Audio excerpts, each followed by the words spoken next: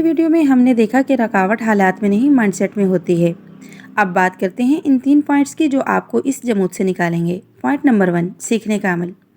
پہلا پوائنٹ، اپنا soft where update کریں۔ جیسے موبائل اپڈیٹ مانگتا ہے ویسے ہی آپ کا دماغ نئی معلومات مانگتا ہے۔ روزانہ صرف 15 منٹ کوئی ایسی کتاب پڑھیں یا ویڈیو دیکھیں جو آپ کو کچھ نیا سکھائے۔ علم ہی وہ روشنی ہے جو اداسی کا اندھیرا ختم کرتی ہے۔ پوائنٹ نمبر 2، چھوٹی شروعات۔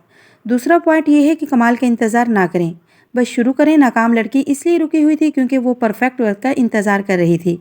یاد رکھیں، پہاڑ چڑھنے کے لیے پہلا قدم اٹھانا ضروری ہوتا ہے۔ آج ہی اپنا پہلا چھوٹا قدم اٹھائیں، چاہے وہ کتنا ہی معمولی کیوں نہ ہو۔ پوائنٹ نمبر 3، ماحول کی تبدیلی۔ تیسرا اور سب سے اہم پوائنٹ، اپنا حلقہ بدلیں۔